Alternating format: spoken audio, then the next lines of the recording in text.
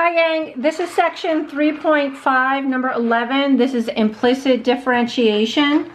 So that means the y is mixed into the problem versus being isolated on one side. So for the first part here, you have x times y. So that's a product. So you're going to have to use the product rule. Okay, you're going to have to use the product rule when you do that part. All right, so I'm going to use the product rule here. So I'll do the first piece, right? In the product rule, you leave the first piece alone. You take the derivative of the second piece.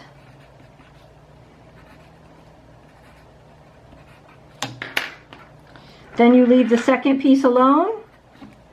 And you take the derivative of the first piece. So I'm just going to work on that first because that sort of takes some extra work. Okay, so I'm just doing the product rule on this first. All right, so the derivative of y cubed is 3y squared. That's the derivative of the 3. That's the derivative of the 3.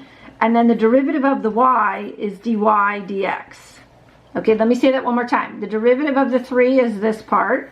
And the derivative of the y is this part. It's a chain rule. So it's the outer layer times the derivative of the inner layer. Outer layer times the derivative of the inner layer. Okay, now we come over here. Now x, that's just going to be straight up derivative of the x, okay? It's the y that you always have the chain rule on.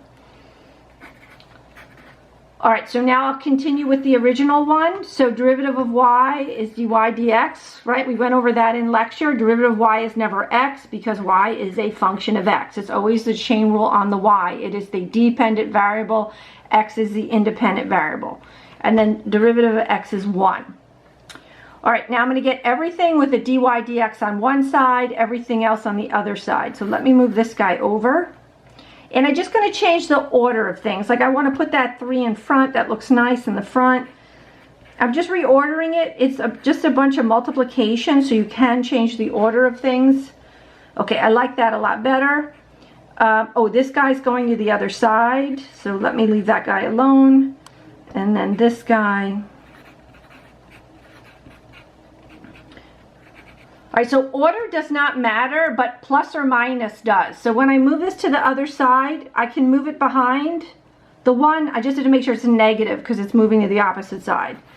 And I'm going to write it in a way that I like. I tend to do the number, the x. I tend to do the coefficient, the x, then the y in a problem like this. All right, now I'm going to take out the common factor of dy dx.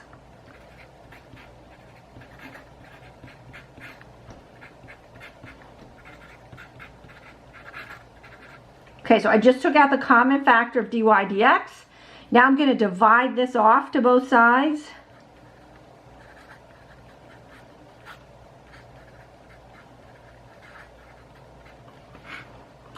All right, and now I'm going to finish up. All right, so here we go. So 1 minus 3x squared y cubed over x to the third y squared minus 1. All right, so you may have the order a little different. Like if you have this in front and that in the back. You may have the signs. If the signs are exactly opposite, then it is the same answer. So like if you have an answer that looks like this,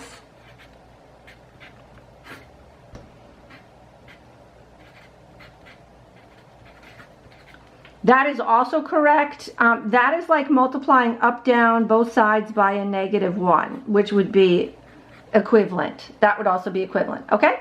All right, that's it on this one. I hope that helped, gang. Catch you. Bye-bye.